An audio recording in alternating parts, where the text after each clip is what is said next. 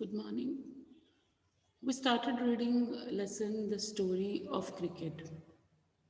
So in previous part of the lesson we read that how the game of cricket started at international level. So the place of origin is England. And then we also studied that what are the changes which actually occurred with the time. So we will read about more changes and more developments in the field of cricket.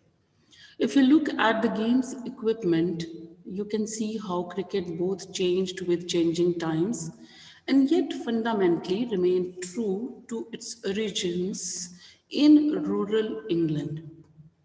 Of course, with the time, there were a lot of changes in the game of cricket, but fundamentals, basics remained same as they were in rural England.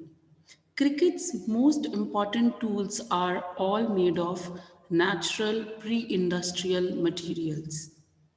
The bat is made with leather, twine, and cork. So these are the materials which are used to make a bat. Even today, both bat and ball are handmade and not industrially manufactured. The material of the bat changed slightly over time, and which are the changes? What change has been noticed in the manufacturing of bat is that once it was cut out of a single piece of wood. Now it consists of two pieces. The blade, which is made out of the wood of the willow tree, and the handle, which is made out of cane, that became available as European colonialists and trading companies established themselves in Asia. Now, what are the changes? Earlier, bat was a single piece which was cut out from a single piece of wood. But now, every bat has two pieces. One is blade, and blade is the part with which you hit the ball. Means when you see a bat, and the part which is used to, the whole part which is used to hit a ball, that is called blade. And the other part is handle, which is used to take a hold of the bat. So now these are two pieces joined and which form one bat. And blade is made up of wood of willow tree and the handle is made of cane. And then, unlike golf and tennis, cricket has what? Refused to remake its tools with industrial or man-made materials like plastic, fiberglass, metal have been firmly rejected. Means other games have adopted these materials in one or other way, but there is no use of plastic, fiberglass, and metal in the main tools of cricket. This is the picture of a rough and ready cricket game being played in a village in the Himalayas. You must have noticed that when you play cricket in the street or when you play cricket at the place where there is non availability of the tools and the things which are required for cricket, you manage the things by taking one or other thing, by using the things. So but in the matter of protective equipment, cricket has been influenced by technological change. The invention of vulcanized rubber led to the introduction of pads in 1848. There is no change in basics, there is no change in the main tools like ball and bat. They are still handmade, but there are a lot of changes in the manufacturing of protective equipment which are needed for safety. There are technological changes, and when there was invention of vulcanized rubber, then came into existence pads. which are used by the players in while playing cricket, and protective gloves soon afterwards.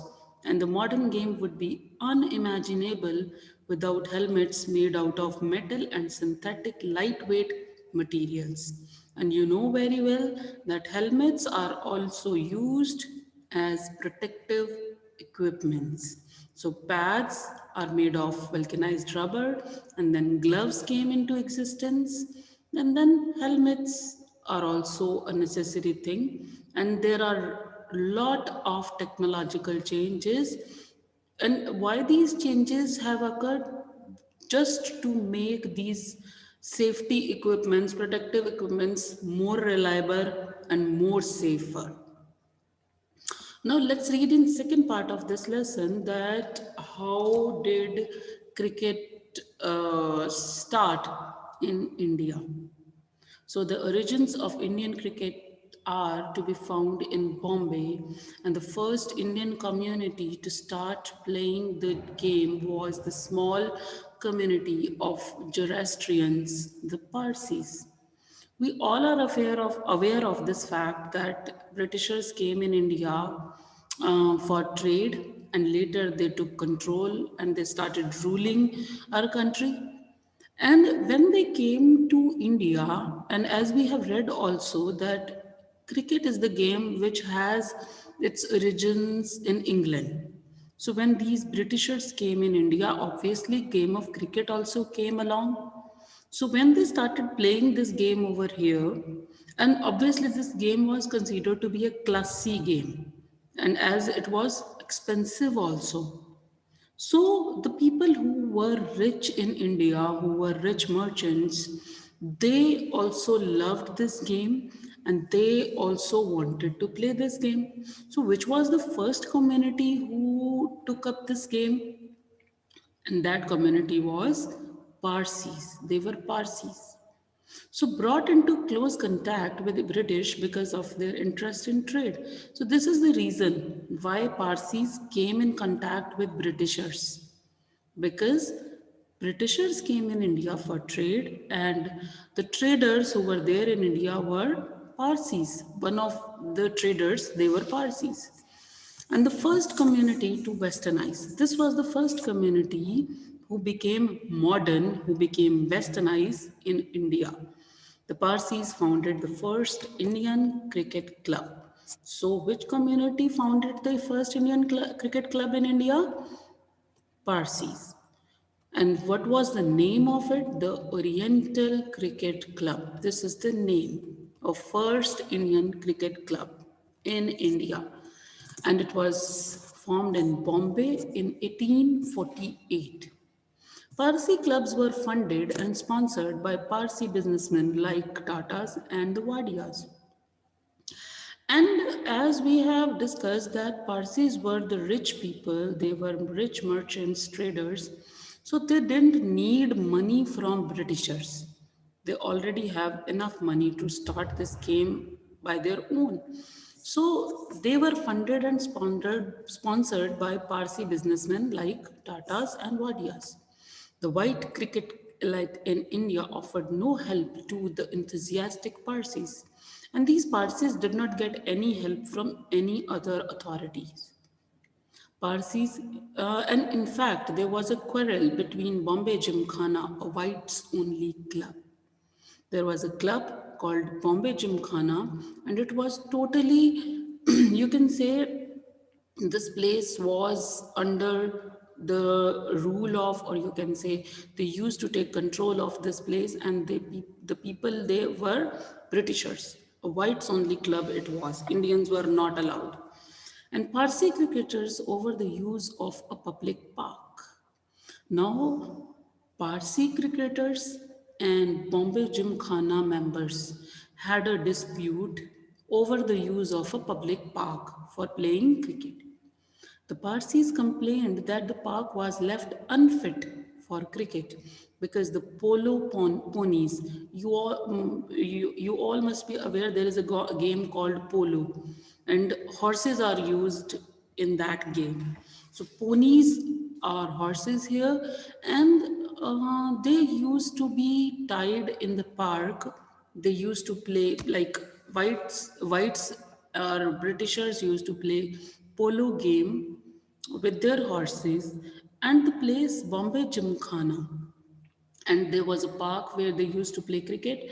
It was not fit for cricket because where there are horses, there is, the surface or the soil must be dug up because of their feet. So the place was not fit for playing cricket. This complaint was filed by Parsis. When it became clear that colonial authorities were prejudiced in favor of their white compatriots, the Parsis built their own gymkhana to play cricket in. No one pay heed to the complaint which was registered by Parsis, means nobody paid attention to their complaint, to their request, and that was the reason. And why their request was not heard, because colonial authorities were having the people from from England only, so they favored their people. Compatriots mean fellow countrymen, so obviously they favored their own country people like Britishers. So they did not pay attention to Parsis' request or complaint. And the rivalry between the Parsis and Bombay Gymkhana had a happy ending. For these pioneers, means leaders or the people who actually there was a rivalry between Parsis and Bombay Gymkhana. And there was a happy ending for India actually, because Parsi team beat the Bombay. And we read earlier that Parsis, because there was, as you can see in this line, because colonial authorities favored Britishers, the Parsis built their own Gymkhana, right? So there was Bombay Gymkhana and another Gymkhana which was founded by Parsis. Now, what was the happy ending? Britishers challenged Parsi team to play cricket with them, and a Parsi team beat the Bombay Gymkhana, which was whites' only club. So they beat Gymkhana at cricket in 1889, just 4 years after the foundation of Indian National Congress in 1885, an organization that was lucky to have amongst its early leaders the great Parsi statesman, means politician, and intellectual Dada Bhai Naroji. Now let's see the picture of our first Indian cricket team having all the Parsi people there. So this is the picture, and this was the first Indian team to go to visit England, to go on England tour in 1886. So we must be proud of these people. And then modern cricket is dominated by tests and one-day internationals played between national teams. The players who become famous, who live on in the memories of cricket's public, are those who have played for their country. Now, this is the well-known fact that whoever plays for the country, means in Indian cricket team, becomes popular and remains in the memory of the people. Let's see the picture of Pulvankar Balu, born in 1875, at a time when Indians were not allowed to play test cricket. He was the greatest Indian slow bowler of his time. You must be proud of him. Now, the players who become famous, they live in public's, in the memories of public. And the players Indian fans remember even now are those who were fortunate enough to play test cricket, like C.K. Naidu, an outstanding Indian batsman of his time, lives on in the popular imagination when some of his great contemporaries like Pulvankar Vittal and Pulvankar Balu have been forgotten. So C.K. Naidu is still in the memories of people because he was an outstanding Indian batsman. Even though Naidu was passed, means after some time Naidu was also forgotten past his cricketing prime when he played for India in its first test matches against England starting in 1932. His place in India's cricket history is assured because he was the country's first Indian test captain. India entered the world of Test cricket in 1932, a decade and a half before it became an independent nation. Now you can see in 1947 India got its independence, but before that in 1932 it has already entered in the field of cricket.